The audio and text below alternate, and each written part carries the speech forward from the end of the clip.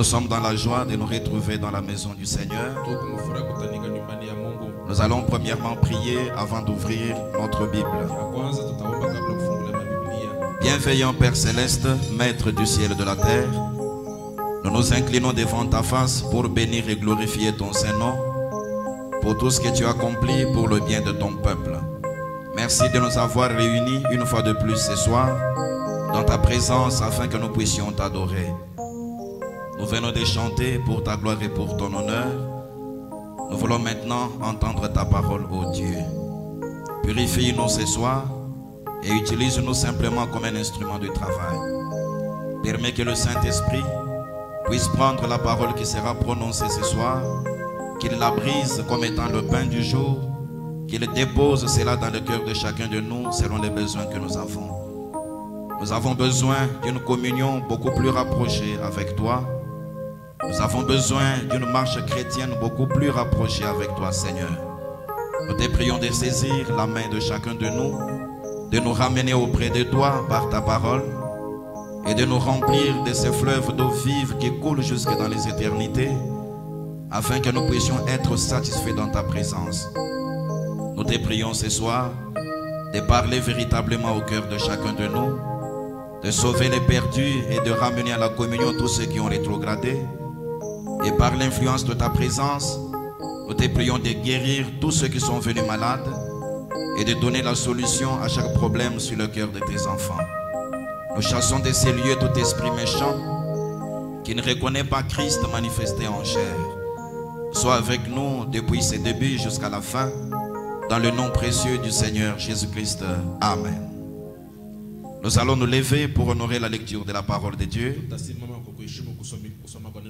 Jean chapitre 1er, versets 40 à 49, nous lisons.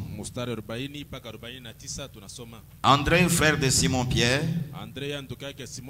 était l'un des deux qui avait entendu les paroles de Jean et qui avait suivi Jésus. Ce fut lui qui rencontra le premier son frère Simon et il lui dit: nous avons trouvé le Messie, ce qui signifie Christ. Et il les conduisit vers Jésus. Jésus l'ayant regardé dit: tu es Simon, fils de Jonas. Tu seras appelé Céphas, ce qui signifie Pierre. Le lendemain, Jésus voulut se rendre en Galilée et il rencontra Philippe. Il lui dit: suis-moi. Philippe était de Bethsaïda, de la ville d'André et de Pierre. Philippe rencontra Nathanaël et lui dit: nous avons trouvé celui de qui Moïse a écrit dans la loi et dont les prophètes ont parlé, Jésus de Nazareth, fils de Joseph. Nathanaël lui dit: peut-il venir de Nazareth quelque chose de bon? Philippe lui répondit: viens et vois. Jésus, voyant venir à lui Nathanaël, dit de lui: voici vraiment un Israélite dans lequel il n'y a point de fraude. D'où me connais-tu? lui dit Nathanaël. Jésus lui répondit: avant que Philippe t'appelât, quand tu étais sous le figuier, je t'ai vu.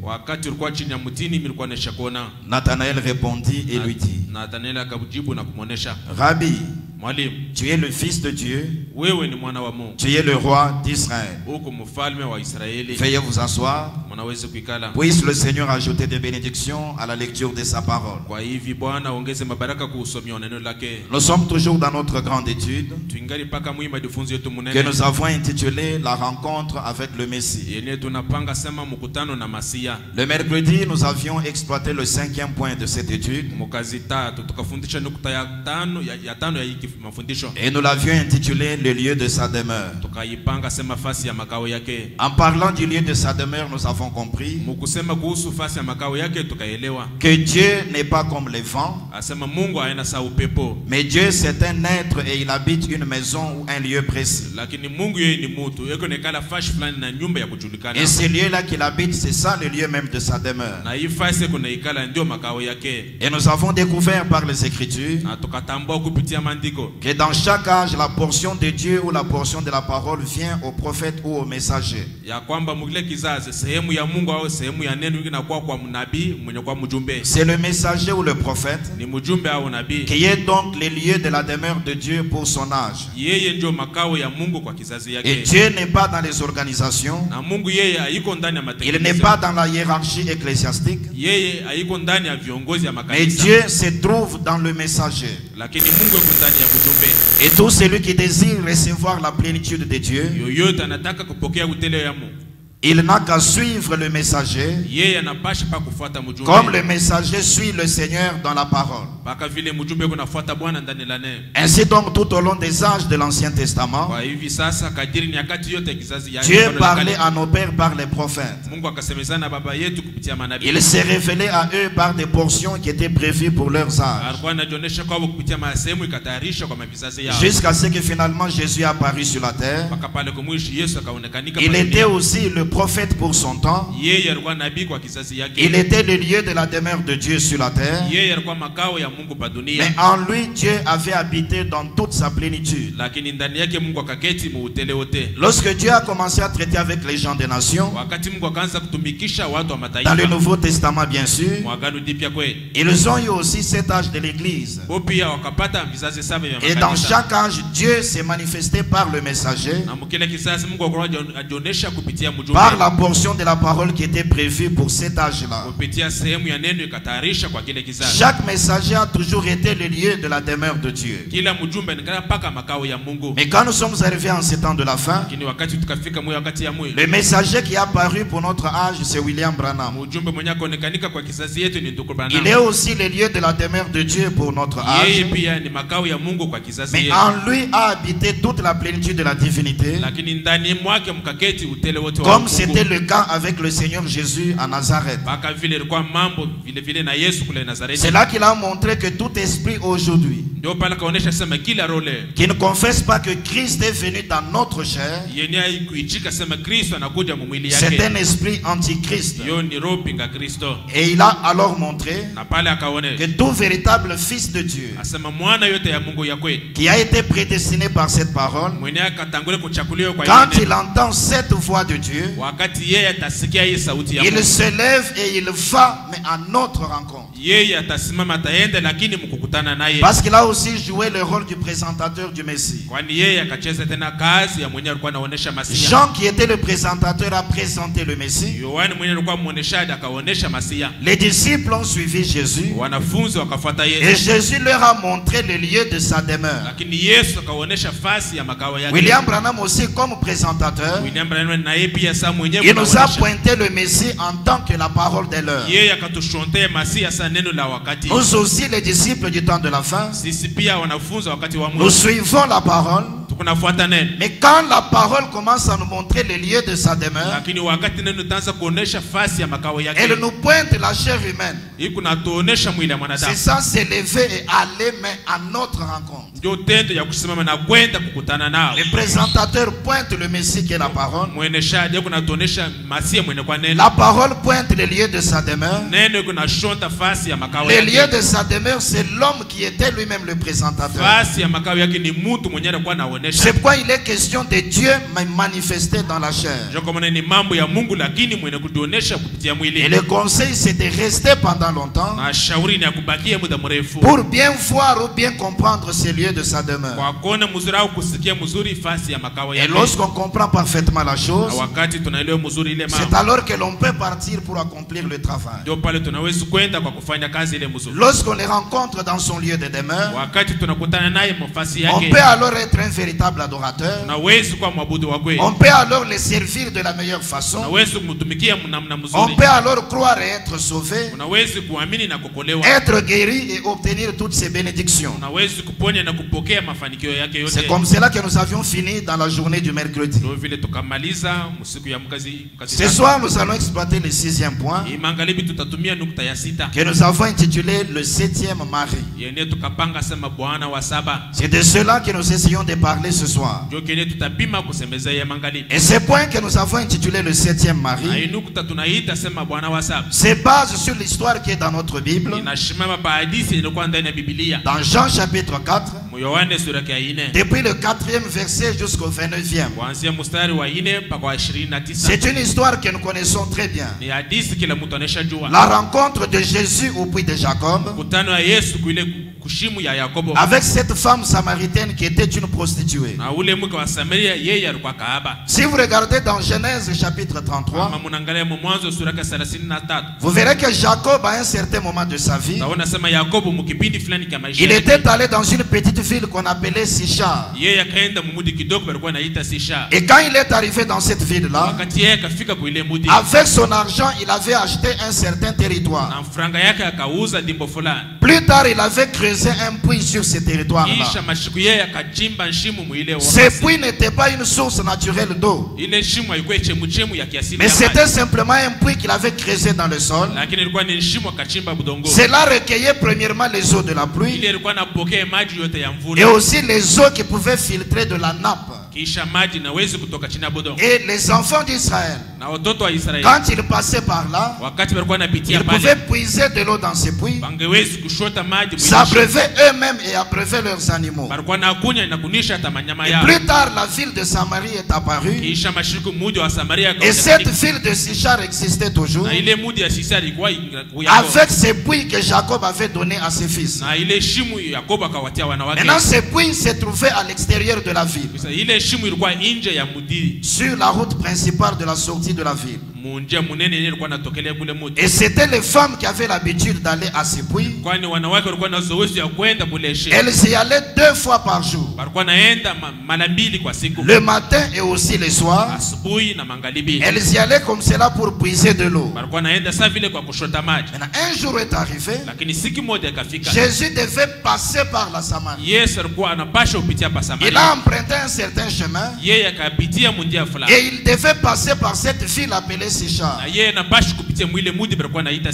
Sisha. tant que Messie, il devait passer par là. Yeye samasi anapasha kupitia Parce que pale. ce jour-là, Kwani ile siku il devait se présenter devant les Samaritains. yeye anapasha kujionesha mbele ya Il Wasamaria. est arrivé là où se trouvait ce puits de Jacob. Akafika kwenye kulikuwa ile shimu ya Yakobo. Il était accompagné de ses disciples. Yeye alikuwa anaisha shindikiza na wanafunzi Et comme il wake. était fatigué et aussi affamé, Vile alikuwa anaisha choka, alikuwa na njaa pia. il s'est assis sur une pierre Yeye akaikala padiwe juste à côté de l'entrée du puits. pembeni ya kuingilia Et kwenye il a shimu. envoyé ses disciples dans la ville Na yeye akatuma wanafunzi yake mumujini pour que ces derniers aillent chercher la nourriture. ili wanafunzi waende na kutafuta Vous chakula. comprenez alors qu'il était resté seul, assis sur une Unaisikia pierre. asema yeye akabakia peke yake pa ile shimu. Vers la 6e heure, Asema musaa ya 6 qui correspond à 13 heures ici chez ni nous, kuambatana na saa 7 ya mjua. une femme prostituée devait venir pour puiser de Asema l'eau. mke fulani kaaba anapaswa kuja na kushota maji. Remarquez que les femmes venaient le matin et le soir. Lakini angalia sema wanawake wanakuwa nakuja asubuhi na magharibi. Si cette femme est venue vers 13 heures, Kama ule mke akafika mwile saa ya c'est 7, parce qu'elle avait une mauvaise réputation. kwani yeye alikuwa na kavumu Elle mbaya. était considérée comme étant une prostituée. Alikuwa anamwangalia ni ubebe yeye sakahaba. Et en ce temps-là, Lakini mwile wakati les femmes qui étaient dans un bon mariage, wanawake walikuwa mundoa mzuri. ou les jeunes filles qui étaient encore célibataires, Hawa binti walikuwa kingali mais qui jouissaient d'une bonne réputation, lakini balikuwa na kavumu ne kazuri. se mélangeaient pas avec les femmes de mauvaise vie. Hapa kuwezi kuchanganya na wanawake walikuwa na kavumu C'est mbaya. pourquoi si elle était venue le matin, Ndio kwa maana kama yeye angekuja ou asubuhi encore le soir, au magharibi, elle allait rencontrer les autres femmes yeye anapashi kukutana na wale wanawake qui wengine connaissaient sa mauvaise réputation. wenyewe walikuwa naisha tu ile maisha yake Et ces mbaya. dernières ne pouvaient pouvait pas accepter qu'elle puise avec elle. na hao wanauka hawezi kuchika sema shote maji pamoja C'est nao. pourquoi il a dû venir à une heure où elle allait se retrouver seule. Ndio kwa maana akakuja Musaini anapashi kukutanika paka yeye Et mwenyewe. quand elle arrive au puits de Jacob, Lakini wakati kafika kushimo, peut-être avec sa cruche sur la tête, yeye alikuwa na mtungi yake pamoja elle na kichwa. trouve un homme tout à fait ordinaire. Anakutana na mtu mwenye kwa upekee. Elle ne le connaissait pas. Anakutana na mtu mwenye kwa Mais kawaida. c'était le Seigneur Jésus-Christ. Lakini ilikuwa ni Bwana Yesu Kristo. Quand elle commence à puiser de l'eau, Wakati yeye akaanza kushota maji, Jésus lui dit, femme, donne-moi à boire. Yesu akamwonyesha mke unipatie maji. Quand la femme l'a regardé, Wakati mke akamwangalia, il était habillé comme un juif. yeye alikuwa anaisha voila sa Myahudi. Il ressemblait aux juifs. Alikuwa anafanana na Wayahudi. Mais en ce temps-là, il y avait la ségrégation raciale. Lakini mwile wakati kulikuwa ubaguzi. Les juifs et les samaritains n'avaient pas de relation. Wayahudi na Wasamaria kwa napatana. C'est là que la femme lui dit, Ndio pale yule mke akamwambia, comment toi qui es juif, na mkani wewe mwenye kwa tu Myahudi me demandes à boire unaniomba maji ya et tu kunywa, le demandes à moi qui suis samaritain. unanilomba mie mwenye kwa mtu wa Samaria. Jésus lui dit, Yesu akamwambia, celui qui boira de cette eau asema mwenye atakunywa ile maji aura encore et toujours soif. yeye atapata, atakuwa paka na Mais kiu. celui qui boira de l'eau que je donne, Lakini mwenye atakuja maji ya celui-là n'aura plus jamais soif. ule haitakuyaka tena na kiu. Es-tu plus grand que Jacob notre père, Eti kumkubwa kuliko Yakobo baba qui yetu nous a donné ce puits? mwenye anatupatia hii shimo, Parce que ce puits est profond. kwani hii shimo ni mrefu kabisa. Et tu n'as rien pour puiser. Wewe hauna na kitu kwa kushota maji. Comment peux-tu prétendre Namna kama unaweza être en mesure de donner à quelqu'un kuwa mkimo ya kupatia mtu une eau qui va pour toujours étancher sa soif? maji ne itatosha mpaka kiu yake. Alors donne-moi de cette eau Lakini unipatie sasa ile maji afin que je ne vienne plus puiser ici. ili ni shughuli yake tena pa kushota maji. Jésus était en train de parler avec elle. Yesu alikuwa anasemezana na En mule tant que mke. Messie, il parlait avec cette femme. Yesu Masihi alikuwa anasemezana Il na mule était en mke. train de contacter son Yeye esprit alikuwa anaenda na kuingia kupata roho pour yake arriver à découvrir son problème. ili kwa kufika kutambua mambo Alors yake. il découvre que son problème c'était une mauvaise vie. Na pale akaona sema mambo yake ilikuwa ni Elle maisha avait mbaya. déjà vécu avec 5 maris. Yeye alikuwa anaisha kuishi na wana Elle était en bwana train sita. de vivre avec le Alikuwa 6e. anaishi na bwana wa sita. Mais ce 6e homme n'était pas aussi son mari. Lakini huyu bwana wa sita ashukete na bwana yake. Alors Jésus lui dit, Baada Yesu akamwonyesha, va et reviens avec ton mari. asema wende na urudi hapa na bwana wako. La femme étant sincère lui dit, je n'ai point de mari. Bibi alikuwa na moyo mnyofu akamsema shina na bwana. Jésus lui dit, en cela tu as dit vrai. Yesu anamuonesha pale unasema Car tu as eu 5 maris. kwani ulikuwa na babwana batano. Et le 6e avec lequel tu vis Na huyu wa sita mwenye uko naishi n'est naye. pas ton mari. Yeye ana bwana wako. Cet homme c'est un étranger. Huyu mtu ni mgeni. Je ne l'ai jamais rencontré par le passé.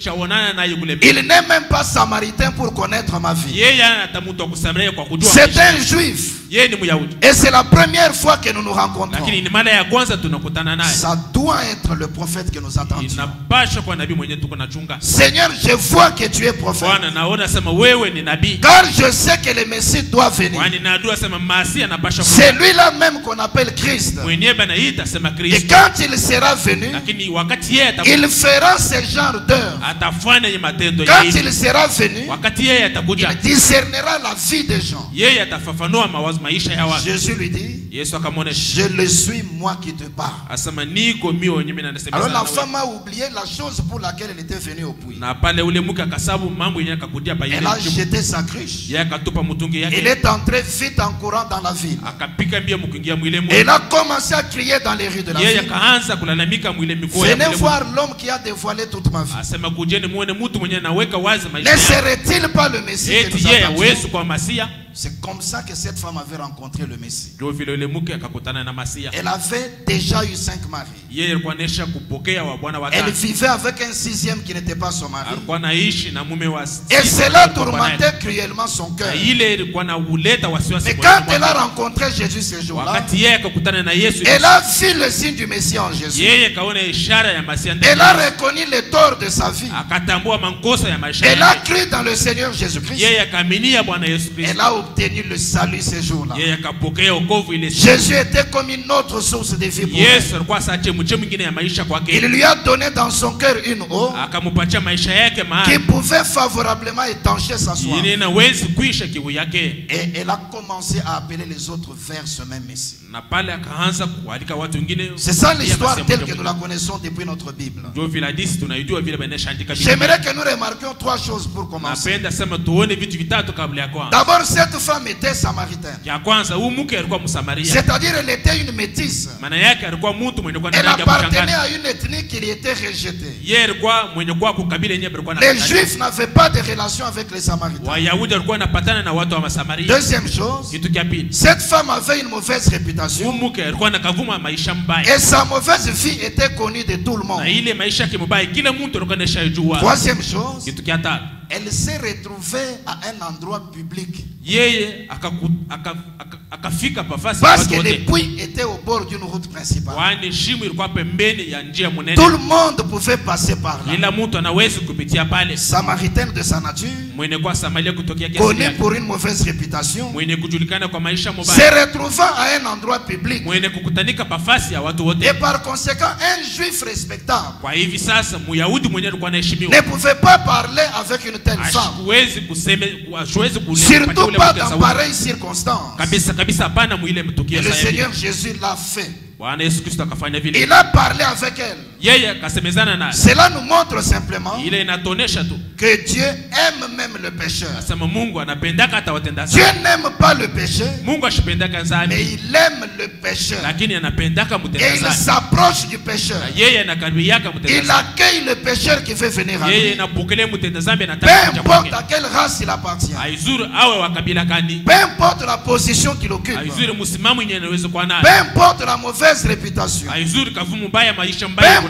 kunayo. les mauvaises fautes du passé. Haizuru makosa mbaya yeneshapita. Le Seigneur Jésus est toujours disposé Bwana Yesu Kristo ngari mpaka à tayari s'approcher du pécheur ya kukaribia mtenda dhambi et à lui communiquer la bonne nouvelle. na kumupatia habari njema. Et si le maître a fait cela, Na kama Bwana yeye mwenyewe akafanya vile, nous qui sommes ses disciples, sisi wenye kwa wanafunzi wa devons aussi être disposés à le faire. tunapaswa kuwa tayari kufanya vile vile. Peu importe la race à laquelle un homme appartient. Haizuru kabila ni mtu anaweza Peu kuwa. importe sa position sociale. Haizuru msimamo yake ndani Peu ya watu. importe ses fautes du passé. Haizuru makosa yake alikuwa Tant anashafanya. que nous avons une occasion de lui parler, Wakati tuko na bahati ya kumunenea, parlons-lui de cette bonne nouvelle que nous avons reçue. tumunenee kwa hii habari njema tunapokea. C'est cette parole qui peut sauver le pécheur. Hii neno inaweza kuokoa mtenda dhambi. Mais si nous méprisons le pécheur Lakini kama tunazarau et que nous rejetons certaines tribus, na tunakatala makabila fulani, nous faisons autre chose que ce que le maître avait fait. sisi tunafanya kitu kingine kinekuwa nyume na ile Bwana Mais anafanya. ce soir, avec l'histoire de cette femme, Lakini imangalibi na hii hadithi ya umuke, nous voulons parler du 7e mari. tunataka kusema kuhusu bwana wa saba. Je sais que ce sujet Najua sema hii hadithi peut être exploité avec certaines profondeurs. tunaweza kuifundisha na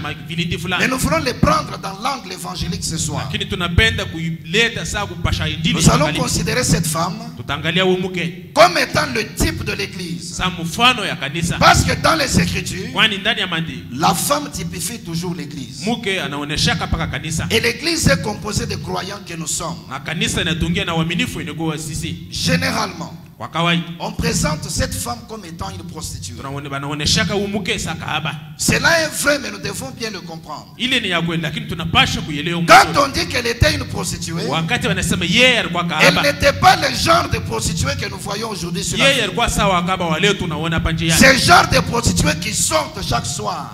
Wakaba wenyewe kunatokaka kila Elles mahali, s'étalent le long des rues banashimama pembeni ya njia pour aller avec n'importe quel client qui s'approche d'elle. jua kubeba kila bwana yenyewe anaenda kwake. Cette femme n'était pas ce genre de prostituée. Umuke ashikwe ile aina ya kahaba. Pour commencer, elle était bien mariée à un certain homme. Kwa kwanza yeye alikuwa anaishi kogoleo mzuri na Et bwana seulement fulani, elle avait essuyé son vœu de mariage. lakini yeye akachafula ndoa Et yake, quand elle a brisé le premier vœu de na mariage, wakati akavunja ndoa yake ya elle kwanza, s'est mariée à un deuxième homme. yeye akaolewa na bwana wa Et pili. rappelez-vous, ce que vous faites une fois Kumbuke nasema kinyewe unafanya mara peut moja, plus tard devenir le rythme de votre vie. kila mashuku inaweza kwa maisha yako ya kila C'est siku. comme ça qu'elle est allée de brisement en brisement. Ndio vile akaenda na kuvunja ndoa na kuvunja, Et finalement, il s'est retrouvé avec le 6e homme. na kumwisho akakutana na mwanaume wa sita. Là, messieurs, nous voudrions voir Jésus. Mahubiri Bwana tunataka kumwona Yesu. Prêché le 9 avril 61. Yeye nikubia tarehe 9 mwezi wa 4 mwaka 61. Point 44, il dit ceci. Nukta 44 anasema hivi. Jésus s'est assis parce qu'il était fatigué. Yesu akaikala kwani alikuwa ameshachoka. Comme il l'a dit. Akavile akasema. Et les disciples sont entrés dans la ville Na wanafunzi wakaingia mwile mji pour acheter la nourriture. wakwenda kununua chakula. Et alors qu'ils étaient partis, Na wakati walikuwa wameshaenda, une belle jeune femme est venue. asema mke mrembo kijana akafika pale. Elle était une femme de mauvaise réputation. Yeye alikuwa mke wa maisha mabaya. Elle avait essuyé les vœux de mariage. Yeye akachafula ndoa yake. Elle avait été mariée 5 fois. Yeye akaolewa mara 5. Elle vivait alors avec un 6e mari. Lakini pale alikuwa naishi na bwana wa 6. Disons qu'elle est venue. Tusemeni sema kako. En ce temps-là, la réalité était comme ceci. Mwile wakati ukweli ulikuwa sasa hivi. Elle ne pouvait pas venir. Ashikuwezi kuja. Au moment que les autres femmes tôt le matin. Mu wakati ni wanawake wengine asubuhi mapema. Parce qu'elles n'avaient pas de communion, les bonnes et les mauvaises. Kwani abakuwa na ushiriki katikati ya wanawake wazuri na wanawake wabaya. Aujourd'hui, c'est complètement mélangé. Leo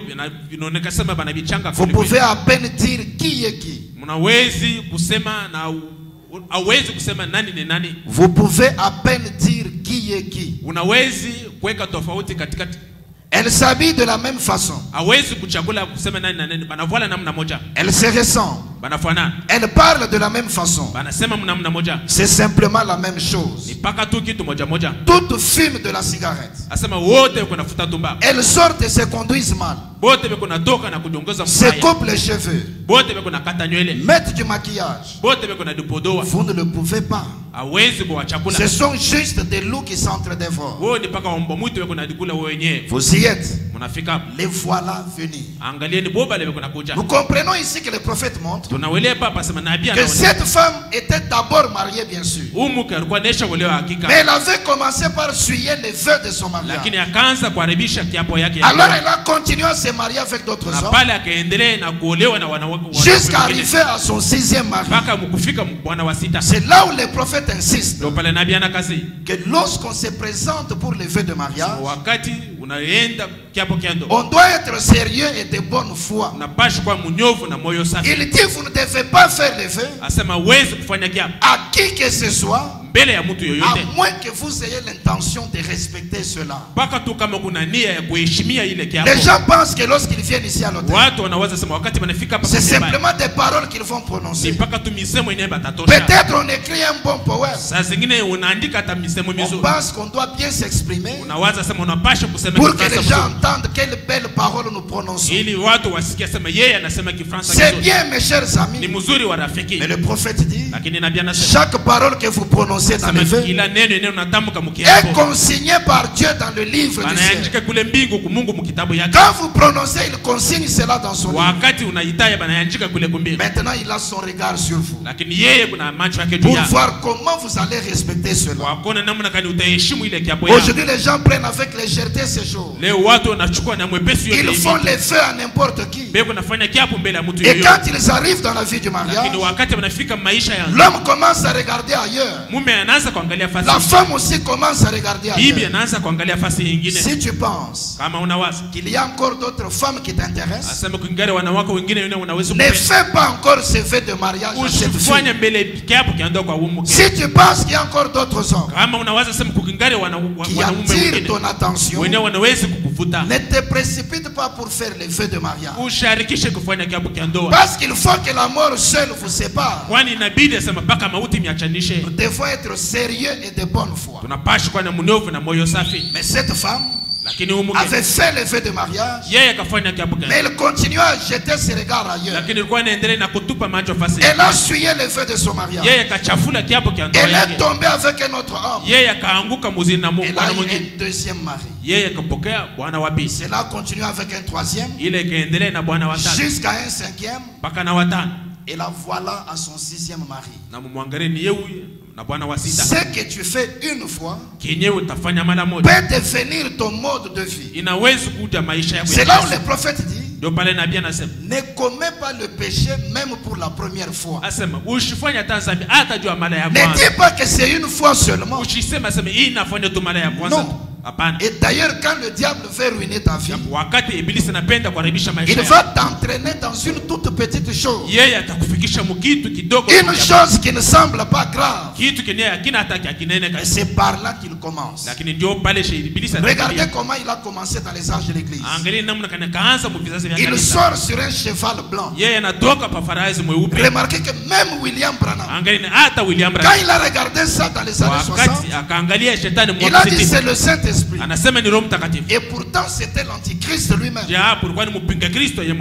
L'Antichrist mais sous une forme qui ressemble à Christ. Lakini muumbo yenye kufanana na Kristo. Il est sur un cheval, une puissance. Yeye kujuu ya farasi uwezo fulani. Quelle est son apparence? Asema yeye kunaonekanika mnamna gani? Il est de couleur blanche, la pureté du Saint-Esprit. Yeye ni wa rangi mweupe, usafi. Et pourtant l'intérieur, japo ndani yake il y a une mauvaise nature qui se manifestera plus tard. Huku tabia mbaya itaonekanika kisha masiku. Il a un arc mais sans flèche. Yeye kuna upinde lakini yeye kuna mshale lakini bila mshale. Ça paraît comme quelque chose de dangereux. Inaonekanika sema ni kitu kia hatari. Mais vous ne voyez pas la flèche qui peut tuer. Lakini aone mshale yenyewe inaweza kuleta mauti. Donc si je fais seulement ça, ça kama nafanya tu hivi haitaua. Mais plus tard, lakini kisha masiku, quand il est sorti sur un cheval roux, il a tué. Wakati akapanda kwa farasi ya mwekundu akaua. Il les a martyrisés. Yeye akaua watu. Quand il est sorti sur un cheval noir, wakati akapanda kwa farasi nyeupe, c'était la mort dans l'église. Ilikuwa ni mauti ndani ya kanisa. Et regardez dans sa dernière étape. Angalieni mkipindi kyake kya mwisho. Il sort maintenant sur un cheval pâle.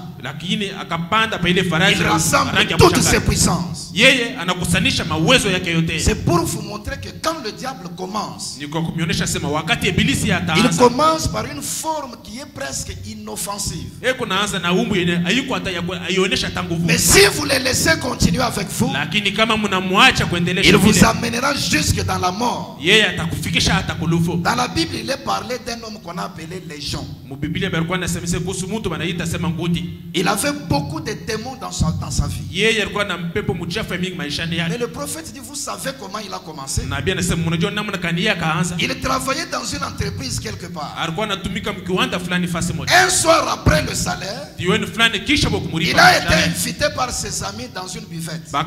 Bakamwalika kwa rafiki yake mkabare fulani. Il était un homme chrétien. Yeye alikuwa mtu mkristo. Ce soir-là, à cause de la joie, lakini hii jioni kupitia furaha, ses amis l'ont contraint à prendre un petit verre d'alcool, un verre amical. Wa rafiki yake wakamutesha sema hakuna ataka mpombe kidogo. Il a pris juste ça. Yeye akachukua paka kilauri moja. Et il a passé nuit dans cette buvette là. Na yeye akalala mwile kabari. Quand il est arrivé chez lui le matin, wakati akafika kwake asubuhi, il a trompé sa femme. Yeye akalanda mke wake. Voyez-vous? Unaona? On l'a juste incité à prendre un petit verre amical. Bakamchemusha tuasema achukue tu kilauri kidogo. C'est juste pour une fois. Asema ni mara moja. Ça ne va pas faire autant de mal. Haitafanya mabaya. Et le démon des mensonges entre. Na mpepo mchafu ya bongo inaingilia pale. Et dit après le démon des mensonges, anasema kisha ile mpepo ya bongo, le démon de prostitution est entré. Mpepo ya uzini kamwingia. Un autre s'est ajouté. Mwingine anajiongeza pale. Et finalement c'était toute une légion. Na kumwisho ilikuwa ni ngundi mnene mpepo mchafu. Mon frère, ma sœur, ndugu yangu tata yangu, ne le fais pas. Usifanye vile. Même pour une fois ne le fais pas. Hata kwa mara moja usifanye vile. Et le prophète continue en montrant. Nabii anaendelea kumkonesha. Qu'en ces temps-là il n'y avait pas de communion. Asema mwile wakati hakukwe ushiriki. Entre les bonnes femmes et les mauvaises femmes. Katikati ya wabibi wa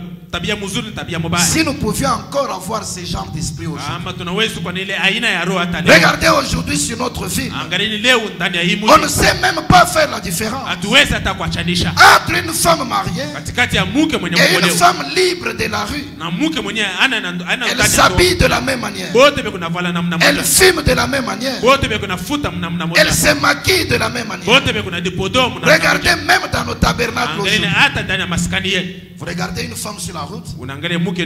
Vous pensez que c'est une femme vulgaire dans le monde. Elle vous salue et elle vous dit qu'elle est de votre assemblée. Quelle honte pour nous qui croyons le message.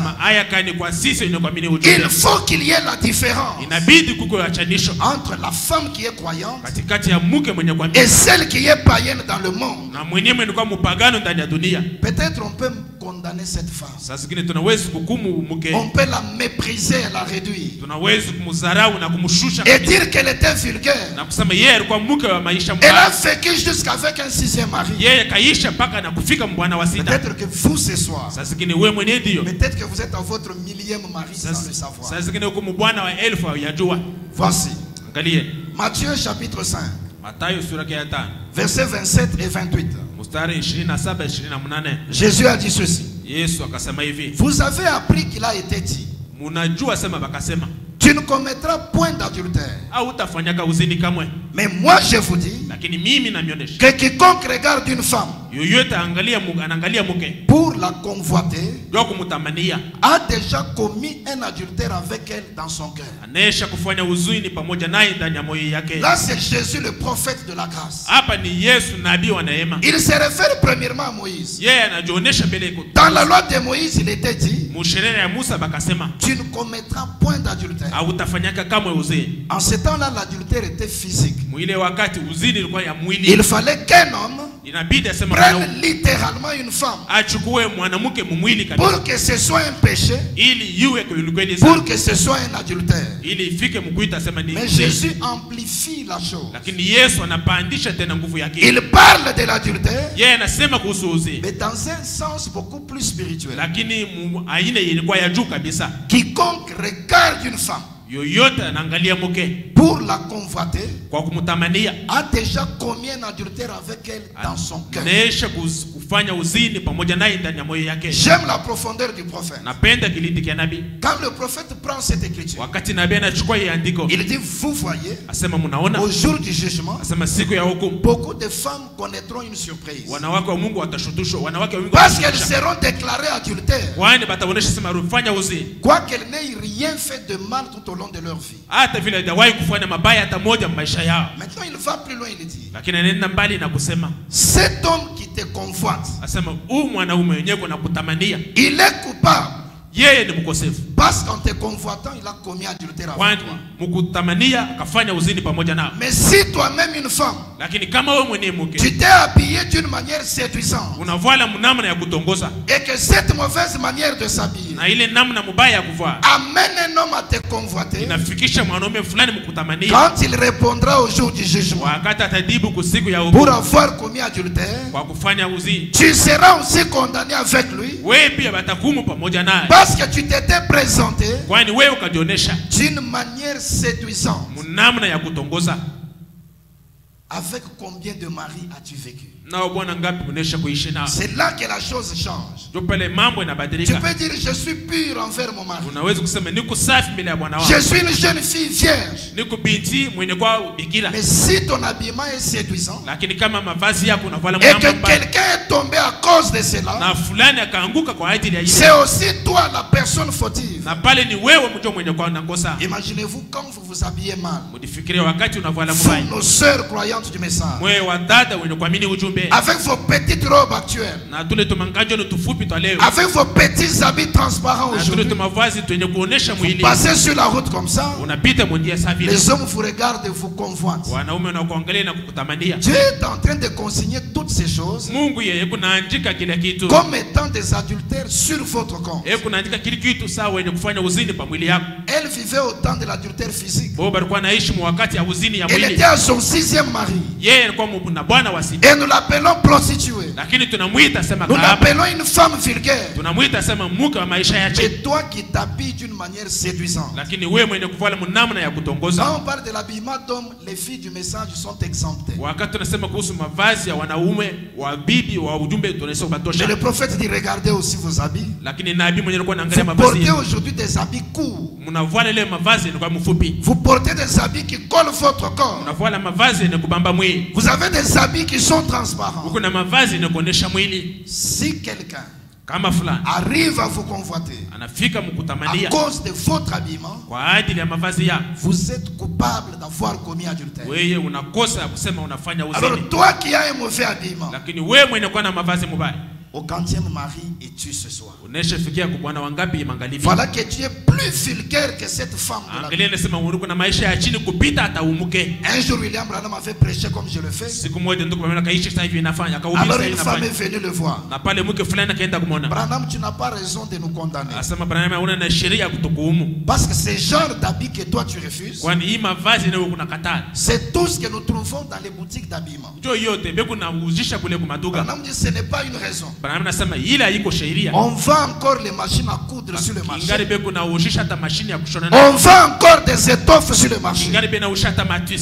C'est dans toutes les boutiques d'habillement. Il n'y a que ce mauvais genre d'habits pour femmes.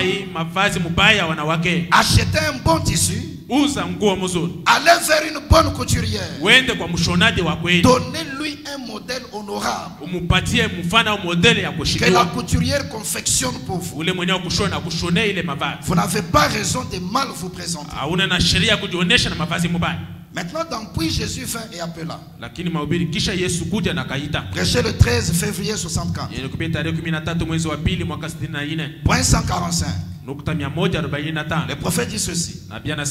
La petite femme au puits dont nous avons parlé hier soir, tout espoir avait disparu. Peut-être son 5e mari l'avait probablement quitté. Et elle venait juste de prendre le 6e cette nuit-là. Et elle avait un peu de doute à son sujet. Moralement, il était fichu. Elle désirait être une véritable dame. Sans doute, elle avait lu la Bible. Ce jour-là où elle a rencontré Jésus, elle venait de prendre le 6e mari cette nuit-là. Elle sentait qu'il y avait un vide dans son cœur. Elle avait brisé son vœu de mariage. Elle a continué jusqu'à perdre son 5e mari. Elle venait de prendre le 6e cette nuit-là. Le prophète dit, à cette heure-là, quand elle allait au puits de Jacob, elle était en train de se dire dans son cœur, je suis maintenant malheureuse. Et pourtant je suis une belle jeune femme. Et je commence un peu à prendre de l'âge. J'ai maintenant un peu plus de 20 ans. Elle pensait que sa vie était terminée. Elle ne donnait plus de l'espoir à sa propre vie. Mais quand elle est arrivée à ce puits-là, dans l'objectif de ne pas rencontrer ceux qui connaissaient sa vie, mais elle a rencontré quelqu'un qui connaissait toute sa vie. C'est là que nous devons nous rappeler ce soir que Jésus-Christ est encore le même Dieu ce soir. Quoi qu'il était un étranger pour cette femme, quand il l'a rencontré pour la première fois, il connaissait toute la vie qui était cachée dans son cœur. Mon frère, ma soeur, peu importe les genres de vie que tu as, même si tu pêches dans des endroits obscurs, même si personne ne connaît qui tu es réellement, mais il y a un œil qui t'observe. Dans les psaumes 33, verset 13 à 15, David dit ceci: l'Éternel regarde du haut des cieux. Il voit tous les fils de l'homme. Du lieu de sa demeure, il observe tous les habitants de la terre. Lui qui forme leur cœur à tous et qui est attentif à toutes leurs actions. Chaque acte que nous posons, que ce soit ouvertement ou intérieurement, Dieu du lieu de sa demeure, il nous observe et il est attentif à chacune de nos actions. Mon frère, ma soeur, tu ne peux pas te cacher devant ton Créateur. C'est pourquoi tout ce que tu as fait, cela ronge ton cœur. Mais devant les gens, tu essayes de te cacher. Tu essayes d'éviter certaines personnes parce qu'elles connaissent le mal que tu as fait. Je me rappelle dans les années 2006, nous étions dans une église ici à Lubumbashi. Il y avait un frère qui avait commis des forfaits quelque part. Alors il avait fui cette ville-là et il était venu se cacher ici à Lubumbashi. Maintenant il venait aussi dans notre église. Or de temps en temps, c'est lui qui était son pasteur dans cette ville-là, venait aussi prêcher de temps en temps dans notre église. Et chaque fois il devait nous téléphoner pour savoir si ce pasteur-là il venait pour prêcher. Et quand il apprenait que ce pasteur-là était présent, soit il ne venait pas à l'église, ou bien il allait s'asseoir au fond et il se cachait. Et dès que la prédication finit, il ne prie pas, il sort pour que ce pasteur-là ne le voit pas. Tu peux te cacher devant les êtres humains, mais il y a un œil qui t'observe. Le Seigneur connaît tout ce que tu es. Il connaît le bien et le mal que tu fais. Mais j'ai aimé l'histoire de cette femme. Quand Jésus a révélé sa vie, quand Jésus a dévoilé son péché, cette femme ne s'est pas cachée. Elle ne s'est même pas mise à se justifier. Elle a simplement accepté cela. Et le prophète dit, quand après avoir entendu la révélation de Jésus, elle a dit, je vois que tu es prophète. En d'autres termes, elle lui disait, tout ce que tu as dit est vrai. Je l'ai réellement fait.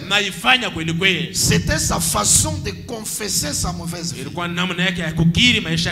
Mais aujourd'hui, c'est le contraire. Quelqu'un a réellement péché, mais il va chercher à se justifier.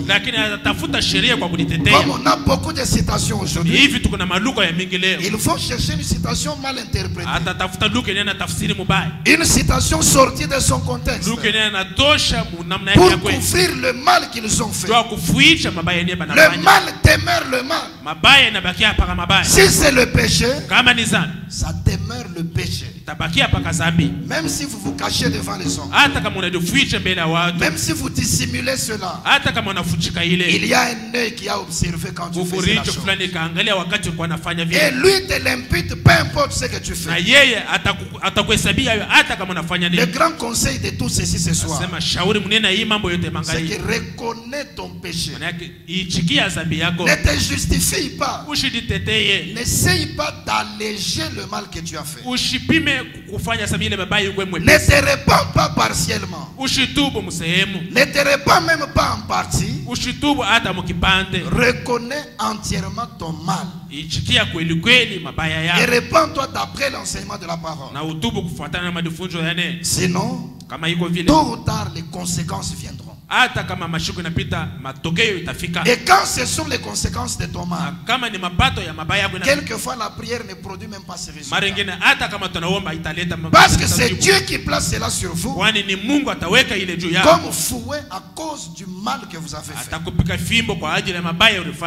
Voici.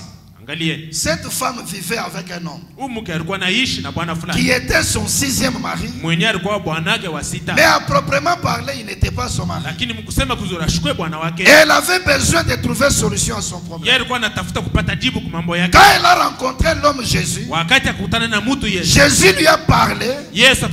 Quand elle a cru en Jésus, quand elle a cru ce que Jésus était, la parole qui est la sémence de Dieu est donc tombée en elle, et cela a produit la véritable vie qu'il fallait. Elle était à son 6e mari.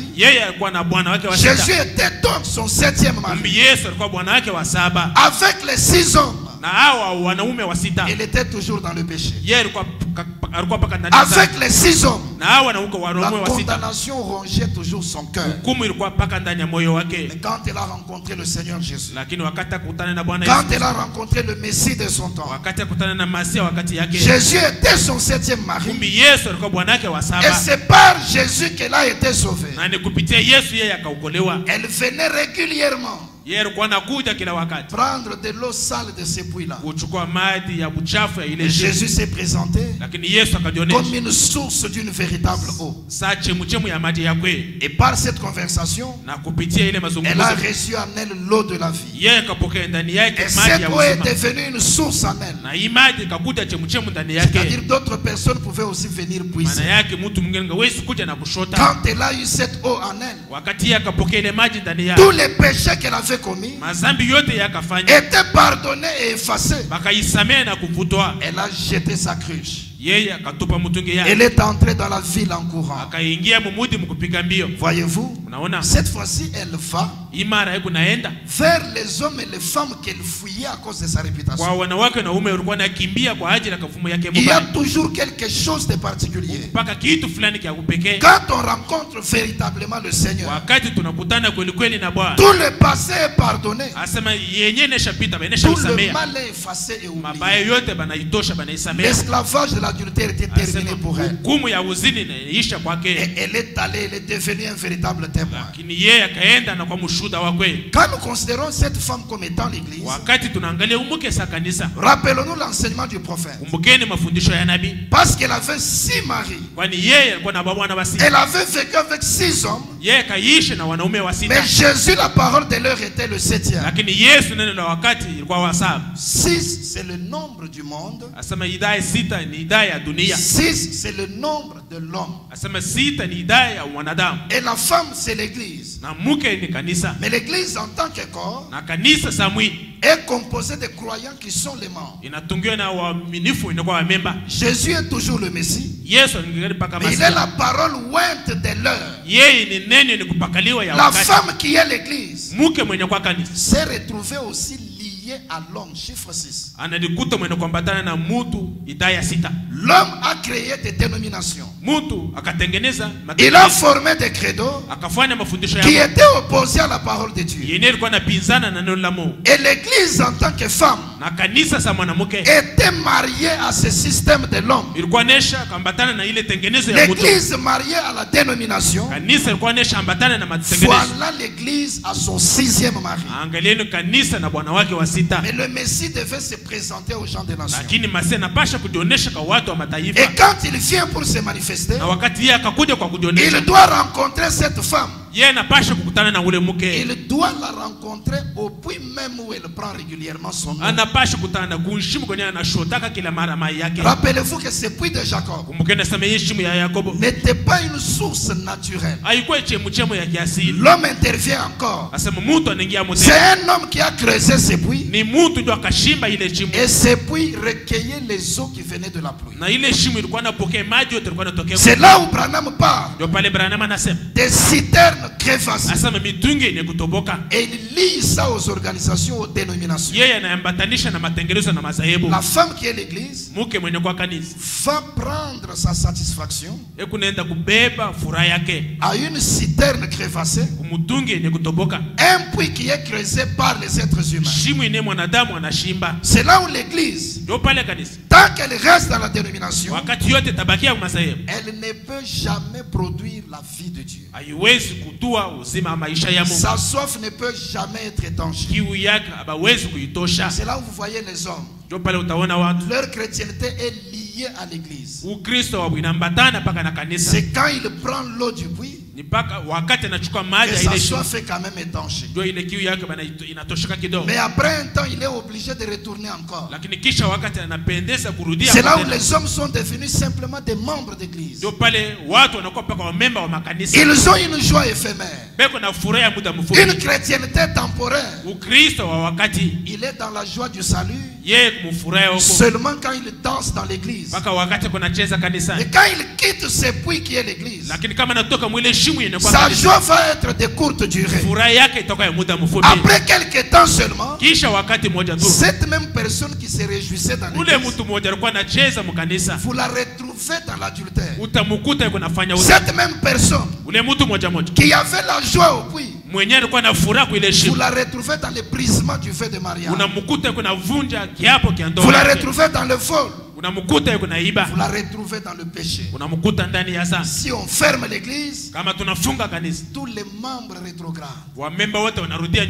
Combien ont rétrogradé pendant la période du confinement? Vous apprenez ce que telle sœur a fait. Vous apprenez ce que tel frère a fait. Vous comprenez que ces gens n'étaient pas de vrais chrétiens. Ils sont comme cette femme-là. Leur satisfaction est liée lié au puits de Jacob. Cela était courte durée. C'est comme cela que le Messie a trouvé l'église aujourd'hui. Simplement lié aux dénominations. Ils dansent, ils sont dans la joie. Mais quand ils se retrouvent en dehors de l'église, quand ils se retrouvent dans une fête de mariage, quand ils se retrouvent dans une telle cérémonie, vous n'allez même pas penser que ces gens ont déjà entendu lire même un seul verset de la Bible. Mais remarquez que le Messie va vers de telles personnes. Et Jésus ne reste pas dans la ville pour rencontrer la femme dans la ville. Il va aussi au même puits. C'est là où William Branham, voilà Christ aujourd'hui, n'a pas lancé son réveil ailleurs. Il a suivi l'église jusque dans leur dénomination. C'est là qu'il les a rencontrés. Et c'est là qu'il leur a parlé. C'est même au milieu des dénominations que le signe messianique du discernement a été manifesté. L'objectif n'était pas que ces gens restent dans les organisations, mais la parole qu'il voilait dans son cœur était le 7e mari. Il fallait que ces dénominationnels, en le voyant révéler leur vie, il a condamné leur credo. Il a condamné leur prostitution spirituelle. Le but était qu'ils puissent sortir et se marier à cette parole. Le but était qu'ils quittent même le 6e mari et se marier au 7e qui est la parole,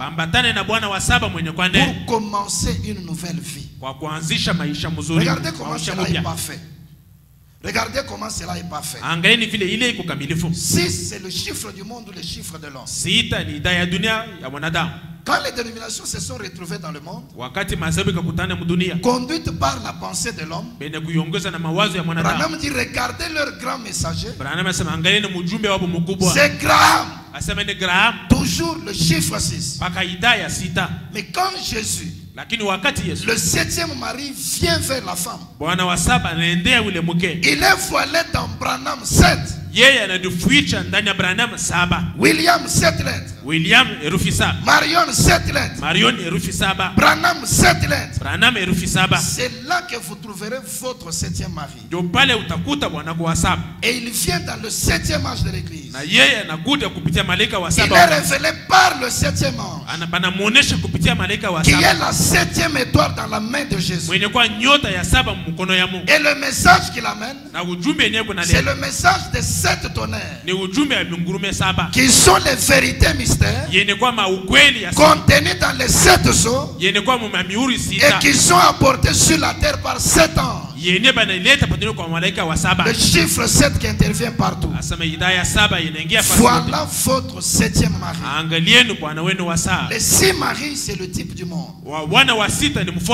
Et nous tous, nous étions liés à cela. Mais le Messie a apparu en ces temps de la fin. Christ, la parole de Dieu, est arrivé. C'est cela le 7e mari. Et tout celui qui reconnaît le signe messianique manifesté à travers William Branham. Le but, c'est de se marier au 7e mari. Ce n'est pas seulement pour se réjouir. Quand nous nous réjouissons, c'est bien, parce que c'est une chose que Dieu a faite. Dans notre génération, il ne les a jamais accomplies. Mais au-delà de cette réjouissance, quel est l'objectif de Dieu dans tout cela? C'est le mariage. L'église doit se marier avec la parole. Tous les croyants doivent abandonner le monde, qui était leur 6e mari, Et c'est lié dans une union invisible avec la parole qui est le 7e mari. C'est ça l'appel que William Branham lance aujourd'hui. Dans le sermon La fête des trompettes, 19 juillet 64, 275, il dit ceci. Et le message du 7e ange, sous la même trompette, la même chose en tout point, exactement le même saut. C'est pourquoi appeler les gens, l'épouse, à sortir de la tradition pentecôtiste et de la tradition du monde pour se tourner vers la véritable expiation, la parole. Christ, personnifié dans sa parole ici, fait chair parmi nous. Quand le 7e ange proclame son message, avec tous les signes qu'il manifeste, le but dans tout cela, c'est d'appeler l'épouse. L'épouse doit abandonner les 6 maris. L'épouse doit sortir de toutes les traditions. Elle doit quitter les traditions pentecôtistes. Elle doit quitter les traditions du monde. Elle doit sortir de toutes ses habitudes et se tourner vers la parole. Cette parole est la véritable expiation. C'est quoi William Branham? Il a prêché l'union invisible de l'épouse de Christ. Et dans cette prédication-là, il montre que Christ est la parole aujourd'hui. Il est lui-même devenu le sang qui lave l'épouse. Quand vous venez vous joindre à lui, il devient le sang pour vous laver et faire disparaître toutes les traces de votre ancienne vie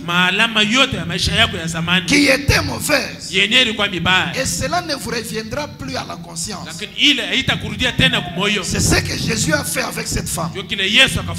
Quand cette femme a cru, Jésus a placé la paix dans son cœur. Il a effacé sa mauvaise réputation à tel point qu'elle-même en a perdu la conscience.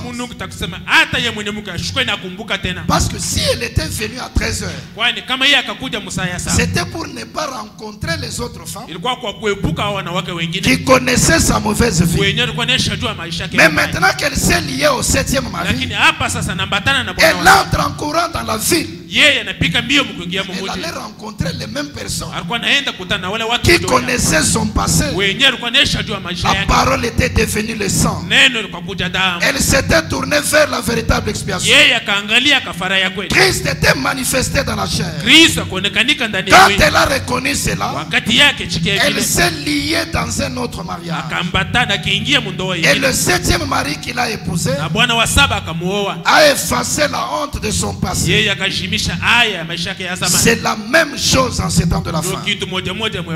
Quand nous reconnaissons le message d'aujourd'hui et que nous croyons véritablement à la parole, c'est une union invisible qui se produit. Nous entrons dans le mariage avec le 7e mari, qui est la parole de l'heure. Et cela nous lave et nous purifie. C'est pour ça que le Messie nous a rencontrés aujourd'hui. Dans le sermon confirmant sa parole, prêché le 16 août 64, 236. Il dit ceci. Maintenant souvenez-vous là, ce n'était pas Jésus qui parlait à Abraham et qui avait pu discerner les pensées du cœur de Sarah qui était derrière lui. Ce n'était pas Jésus. Il n'était pas encore né, mais c'était un homme dans une chair humaine qu'Abraham appela Elohim, le grand tout-puissant. Jésus a dit, ce qui arriva du temps de Sodome, il suivait attentivement maintenant.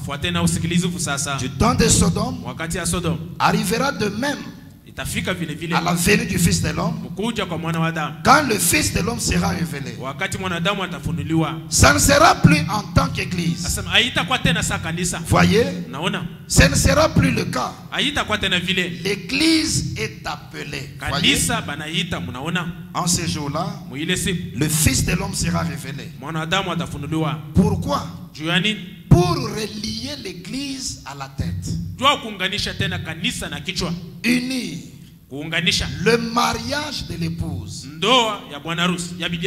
L'appel de l'époux retentira juste à travers ceci. Quand le Fils de l'homme descendra et viendra dans la chair humaine pour unir les deux ensemble, l'Église doit devenir la parole. Il est la parole et les deux s'unissent. Et pour faire cela, il faudra la manifestation de la révélation du Fils de l'homme. Pas un pasteur. Je ne sais pas, j'ai 3 points. Comprenez-vous ce que je veux dire? Vous voyez, il s'agit du Fils de l'homme, Jésus-Christ. Il descendra dans la chair humaine parmi nous et rendra sa parole si réelle que cela unira l'Église et lui comme une seule personne, l'épouse, et ensuite elle ira à la maison pour les soupers de noces. Amen. Elle est déjà unie. Voyez, nous allons au souper de noces, pas au mariage. Rassasiez votre chair, 3 points. Rassasiez-vous de la chair de tous les puissants, car les noces de l'agneau sont venues. Mais l'enlèvement, c'est le départ pour le souper de noces. Quand cette parole s'unit à quelqu'un et que les deux deviennent un, alors qu'arrive-t-il donc? Cela manifeste de nouveau le Fils de l'homme, pas les théologiens ecclésiastiques, le Fils de l'homme. La parole et l'Église deviennent une seule chose. Tout ce que le Fils de l'homme a fait, il est la parole. L'Église fait la même chose. Par toute cette lecture, nous comprenons alors le but pour lequel le Messie est venu à notre rencontre. Nous comprenons pourquoi il avait fallu que le Fils de l'homme se manifeste. Le but était de nous amener dans ce mariage. La tête qui est Christ, la parole est descendue.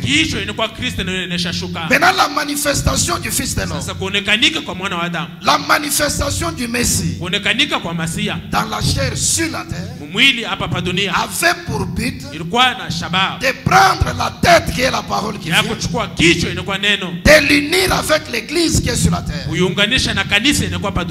l'époux est la parole, l'Église devait s'unir à la parole et l'Église elle-même devait devenir la parole. C'est ça le mariage qui s'est produit aujourd'hui. Des êtres humains sur la terre qui reconnaissent le Messie dans leur âge, ils entrent dans le mariage avec la parole.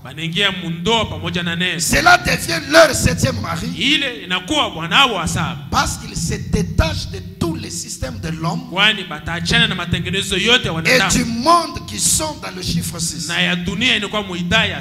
C'est là que chacun de nous doit se poser la question. Le Messie est venu à la rencontre des gentils.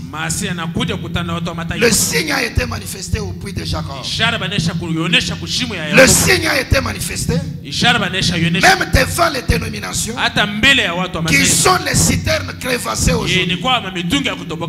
Mais nous étions prédestinés comme cette femme. Nous avons reconnu le Messie dans la chair. Qu'en est-il de notre mariage?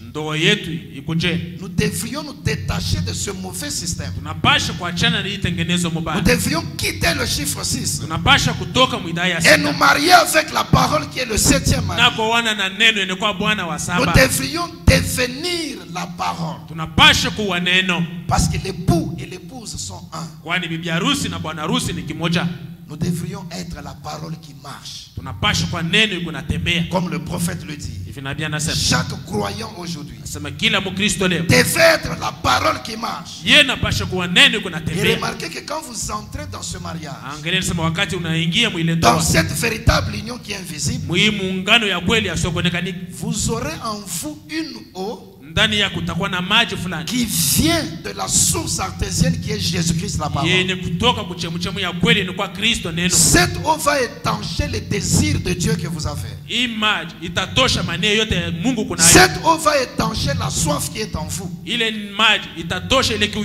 Branham l'appelle la portion qui satisfait pleinement. C'est là que vous serez satisfait et vous ne serez plus lié à votre église. Parce que l'eau que Dieu dépose en vous, c'est-à-dire le véritable Saint-Esprit, il va lui-même devenir une source qui jaillit en vous. C'est une source qui ne tarit jamais. Cela signifie que quand vous êtes chrétien à l'église, vous êtes autant chrétien à la maison, autant chrétien dans le voyage, partout où vous vous retrouvez. Pas ce genre de croyants que nous avons aujourd'hui, qui sont tout seulement à l'église. Mais rencontrez-le dans le quartier. Quand la voisine parle contre elle, écoutez la réaction qui vient de votre soeur. Quand sa femme fait quelque chose de mal, regardez la réaction qui vient de votre frère. Quand son mari fait quelque chose de mal, regardez la réaction de votre soeur. Quand quelqu'un lui fait du mal dans la cité, regardez la réaction. La chrétienté liée seulement à l'église. À l'église on chante comme si on était des anges. Mais quelques temps après, on retourne dans la même souillure. L'invitation ce soir, c'est de venir à cette union invisible. Les gens viennent toujours à l'église. Ils viennent, ils écoutent.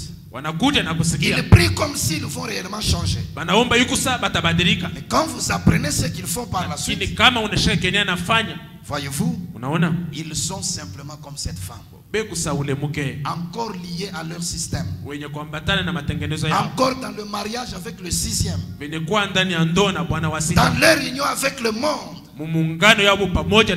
Laissez ces gens reconnaître la parole de Dieu. Si nous pouvons tous entrer dans cette union invisible, nous deviendrons un avec la parole. Nous serons la véritable épouse. Et le mari est le chef de la femme. Nous allons considérer la parole comme étant le chef au-dessus de nous. La femme doit être soumise à son mari. C'est là que chaque croyant peut alors être soumis à la parole de Dieu. C'est là que nous serons fidèles à la parole.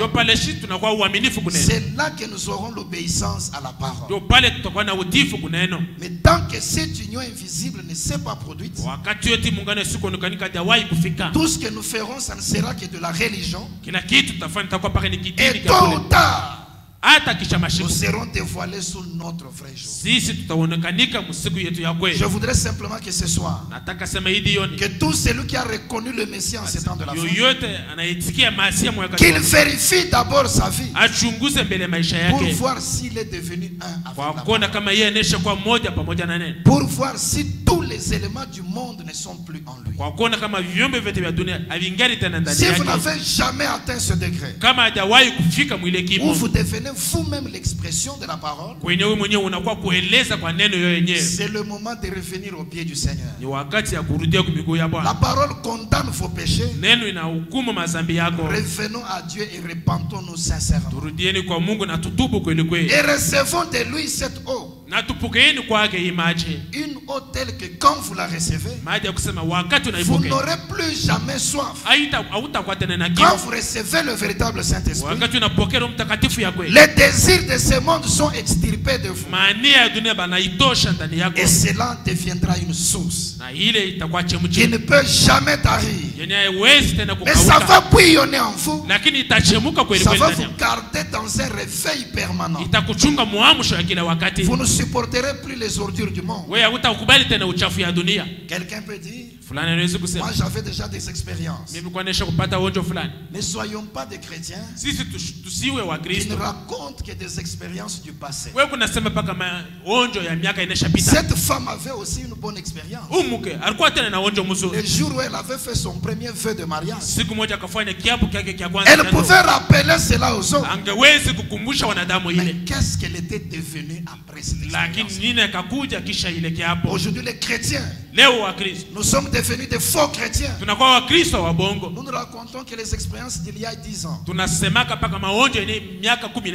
quand nous étions au début, telle année j'avais fait telle expérience. Moi ici j'ai prié, je voyais ceci et cela. Cela est bon. Mais qu'est-ce que vous êtes ce soir? Qu'est-ce que tu es ce soir? Qu'est-ce que je suis ce soir? N'avons-nous pas aussi brisé notre vœu envers Christ? Dans le sermon Les Noces de l'Agneau, 21 janvier 62, point 40. Et il en est de même quand vous venez à Christ. Dans les points 38 et 39, il parle des vœux de fiançailles comme nous le faisons ici. Maintenant 40 il dit, et il en est de même quand vous venez à Christ. Maintenant écoutez les genres de promesses que nous faisons à Christ quand nous venons à Christ. Et vous allez maintenant vérifier si vous avez continué à respecter cela. Seigneur, si tu me reçois dans ton royaume, je promets, voilà, je t'aimerai, je t'aimerai, je te serai fidèle, je te servirai jour et nuit. C'est dommage que nous oublions cela. Je te servirai jour et nuit, je gênerai, je prierai, je te serai loyal. J'apporterai mes dîmes à la maison du trésor. Je prierai plusieurs fois par jour. Je ferai tout. Je te promets tout mon amour. C'est ce que vous devriez faire. C'est tout à fait juste. Quand vous promettez cela, et ça devrait venir de votre cœur. Si vous promettez cela à votre mari, sans que cela vienne de votre cœur, vous ne vivez absolument pas correctement avec lui. C'est comme une mascarade. 52 la partie B, il dit ceci. C'est ce que font beaucoup de soi-disant chrétiens. Vous partagez votre amour avec le monde. Vous vous divertissez. Vous dansez. Vous jouez à l'argent. Et vous restez à la maison pour regarder la télévision. Vous absentant de la réunion de prière. Toutes sortes de mondanités ont pris la place de l'amour de Dieu dans le cœur de l'Église. Elle a piqué une crise de rage. Elle mène une vie déréglée. Elle a couru après d'autres hommes. Elle partage de son amour. Elle prend sa dîme qu'elle devrait donner à l'église. Elle la dépense à d'autres choses là dans le monde. Au lieu d'aimer Dieu comme elle le devrait, et de vivre pour Dieu, et d'aimer venir à l'église, il faut presque la persuader à venir. C'est là où Dieu a regardé l'âge de l'église d'Éphèse. Voyez-vous, Éphèse même signifie viser et relâcher.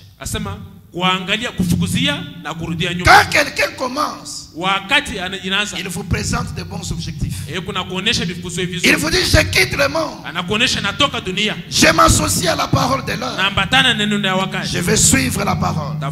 Je croirai toute la parole. Je vais jeûner et prier. Je payerai mes dîmes à l'église. Je serai régulier à l'église.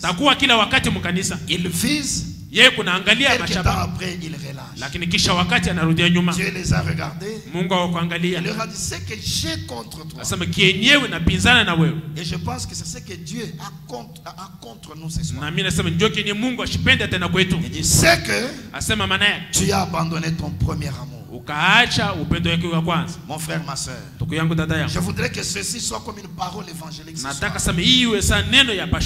Et que chacun de nous remette sa vie sur la balance de la parole. J'ai dit que j'ai reconnu le Messie dans la chair. Mais l'objectif était de me faire passer du 6e mari au 7e. L'objectif était de m'amener dans l'union invisible. Est-ce que je suis déjà entré dans l'union avec la parole? Si je dis que je suis dans cette union, est-ce que ma vie elle-même est la manifestation de la parole? Le prophète dit, voyez toujours si tout ce que vous faites là, Jésus dans son corps physique peut aussi le faire. Et quand vous buvez en cachette, est-ce que vous pouvez vous représenter Jésus en train de boire? Parce que comme vous vous appelez chrétien, vous dites que vous êtes membre de son épouse. Et il dit, si vous voulez voir ce qu'un homme regardait son épouse, on regarde un membre de l'épouse de Christ. Il a une femme que l'on connaît. Il a une autre femme en cachette. Frère, ce qu'on a permis, c'est la fréquentation. Mais ce genre de photos commence à apparaître comment? Le versement de la dot ne signifie pas la cérémonie de mariage. Voyez-vous? Vous regardez des photos qui viennent de la cérémonie de la dot. Ils se sont déjà embrassés comme ceci. D'où est-ce que vous tirez ces choses? Venez à Christ. Repentez-vous. Revenez à Christ. Voyez-vous? Vous êtes en fréquentation. Les images de vos organes intimes, vous commencez à les échanger sur les réseaux sociaux. Vous appelez ça chrétien? Non, messieurs. Qu'est-ce que nous sommes devenus aujourd'hui? Je me rappelle une fois, nous avions organisé 3 jours de prière ici. J'ai vu qu'une sœur ne venait pas. Après, je lui ai demandé, pourquoi toi tu ne viens pas à la réunion de prière? Il fallait jeûner, moi je n'arrive pas à jeûner. Mais le jour où son enfant était tombé brusquement malade, elle m'a téléphoné. Je lui ai dit, tu as déjà mangé? Je n'avais même pas la force de manger parce que mon enfant est sur le point de mourir. Qui est-ce que nous aimons plus? Dieu ou bien ces choses de la terre? Mais dans nos vœux à Christ, nous avions dit, je jeûnerai. Est-ce que tu es encore en mesure de jeûner? Je prierai plusieurs fois par jour. Est-ce que tu pries plusieurs fois par jour? Les chrétiens sont devenus des formalistes. Ils font une prière formaliste. Juste avant de manger, avant de dormir, et quand on se réveille. Mais dans vos vœux à Christ, vous aviez promis de prier plusieurs fois par jour. Quelle est cette femme-là qui n'a pas besoin d'avoir de temps en temps l'intimité avec son époux? Si vous êtes membre de l'épouse de Christ, votre cœur vous poussera de temps en temps à la prière. Votre cœur vous poussera de temps en temps à la communion avec Dieu. Parce que votre mari est aussi loin physiquement. Quand une femme, son mari a voyagé, qu'il est loin physiquement, elle aime de temps en temps soit entendre sa voix, ou même lire un message qui vient de lui. Est-ce que tu aimes écouter la parole de Dieu? Est-ce que tu aimes lire la parole de Dieu? Comment peux-tu dire que tu es dans cette union? C'est faux. Parce que la vie même que nous avons démontre le contraire. On avait promis à Dieu que je t'aimerai. Est-ce que nous aimons le Seigneur? La preuve que vous aimez Dieu, Jésus a dit, si vous m'aimez, faites quoi? Gardez mes commandements. Chaque fois que tu fais ce qui est contraire au commandement de Dieu, c'est la preuve que tu n'aimes pas le Seigneur. Nous avions dit au Seigneur, j'apporterai mes dîmes à la maison du trésor. Ah là c'est grave. Voyez-vous? Et le prophète dit, l'église prend sa dîme qu'elle devrait donner à l'église et la dépense à d'autres choses là dans le monde. Tu es un croyant de longue date. Pose-toi la question dans ton cœur. Quelle est la dernière fois que tu as payé correctement tes dîmes et tes offrandes? Les gens restent à la maison en regardant la télévision et ils s'absentent de la réunion de prière. Combien nous sommes coupables ce soir? Combien nous sommes fautifs ce soir? Et le Seigneur qui a condamné toutes ces choses, le Seigneur qui nous révèle tout le mal que nous avons fait. Même si je n'ai pas cité littéralement votre cas, mais le Seigneur vous parle de cela dans votre cœur. Le Seigneur vous parle de cela dans votre conscience. Sache qu'il connaît toutes choses. Si nous pouvons simplement reconnaître le mal que nous avons fait et prendre des dispositions pour corriger cela, si nous pouvons réclamer d'entrer dans cette union invisible, c'est ça que Dieu voulait que nous puissions avoir. Le mariage avec la parole. Comme ça, quand il viendra physiquement, l'enlèvement physique c'est pour aller à la fête. Mais le mariage c'est maintenant. C'est maintenant que nous nous unissons à Christ la parole. Pendant que nous inclinons la tête, chacun de nous se pose la question ce soir.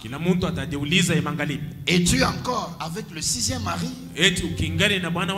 Ou bien tu as déjà franchi jusqu'au 7e? Et chacun de nous médite sur ces choses. Et nous nous repentons devant le Seigneur. Nous prenons des dispositions pour arranger nos vies. Et nous revenons à cette union invisible. Nous allons chanter et parler au Seigneur dans quelques minutes seulement. Et chacun de nous pourra continuer la prière dans sa maison. Que chacun de nous parle au Seigneur.